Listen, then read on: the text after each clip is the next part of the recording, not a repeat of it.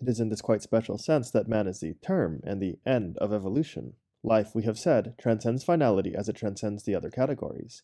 It is essentially a current sent through matter, drawing from it what it can. There has not, therefore, properly speaking, been any project or plan. On the other hand, it is abundantly evident that the rest of nature is not for the sake of man. We struggle like the other species, we have struggled against other species.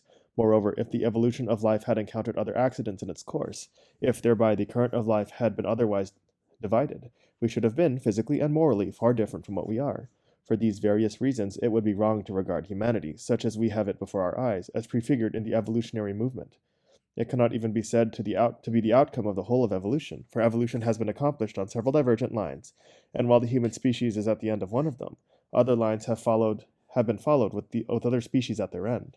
It is in a quite different sense that we hold humanity to be the ground of evolution. From our point of view, life appears in its entirety as an immense wave, which, starting from a center, spreads outwards, and which, on almost the whole of its circumference, is stopped and converted into oscillation. At one single point, the obstacle has been forced, the impulsion has passed freely. It is this freedom that the human form registers. Everywhere but in man, consciousness has had to come to a stand. In man alone it is kept on its way. Man then continues the vital movement indefinitely, although he does not draw along with him all that life carries in itself. On other lines of evolution, there have traveled other tendencies which life implied, and of which, since everything interpenetrates, man has doubtless kept something, but of which he has kept only very little. It is as if a vague and formless being, whom we may call as we will, man or superman, had sought to realize himself, and had succeeded only by abandoning a part of himself on the way. The losses are represented by the rest of the animal world, and even by the vegetable world, at least in what these have that is positive and above the accidents of evolution. From this point of view, the discordances of which nature offers us the spectacle are singularly weakened. The organized world as a whole becomes as the soil on which was to grow either man himself or a being who morally must resemble him. The animals, however distant they may be from our species, however hostile to it, have nonetheless been useful traveling companions, on whom consciousness has unloaded whatever encumbrances it was dragging along, and who have enabled it to rise, in man, the heights from which it sees an unlimited horizon open again before it. It is true that it has not only abandoned cumbersome baggage on the way, it has also had to give up valuable goods. Consciousness in man is preeminently intellect. It might have been, it ought, so it seems, to have been also intuition. Intuition and intellect represent two opposite directions of the work of consciousness. Intuition goes in the very direction of life. Intellect goes in the inverse direction, and thus finds itself naturally in accordance with the movement of matter.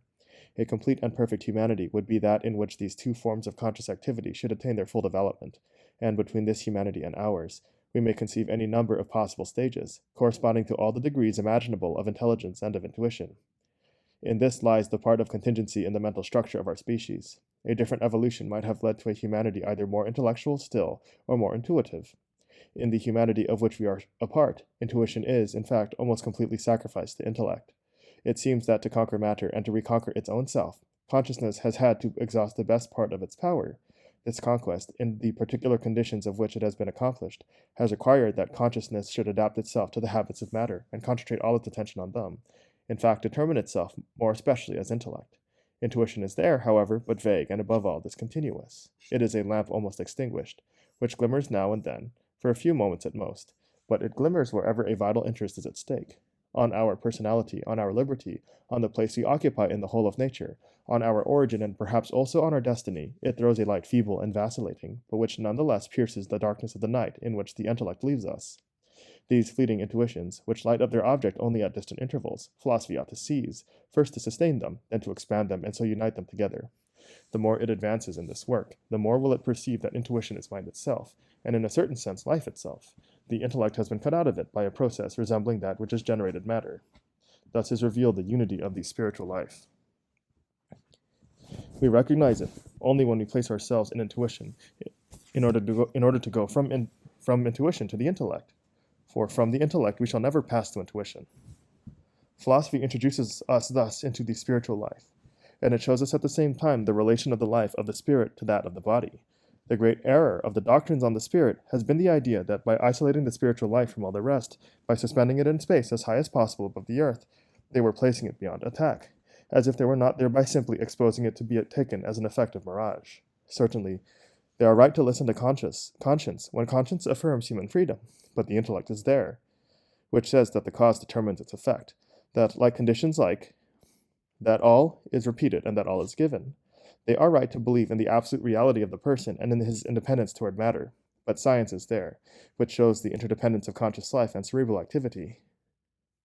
They are right to attribute to man a privileged place in nature, to hold that the distance is infinite between the animal and man, but the history of life is there, which makes us witness the genesis of species by gradual transformation, and seems thus to reintegrate man in animality.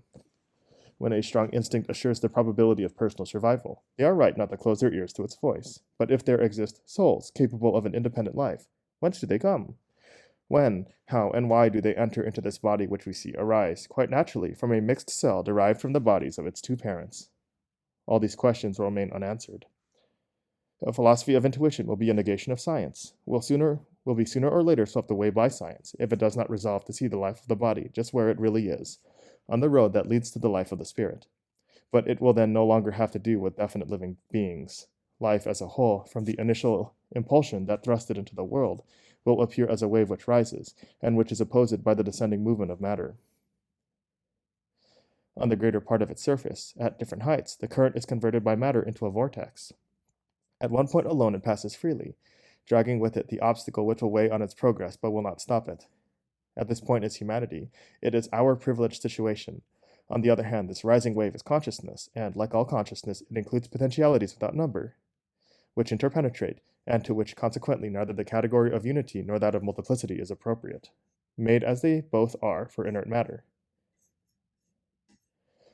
The matter that it bears along with it, and in the interstices of which it inserts itself, alone can divide it into distinct individualities. On flows the current, running through human generations, subdividing itself into individuals.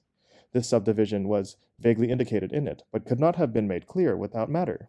Thus souls are continually being created, which nevertheless in a certain sense pre-existed.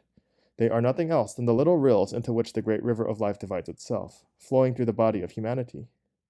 The movement of the stream is distinct from the river bed, although it must adopt its winding course.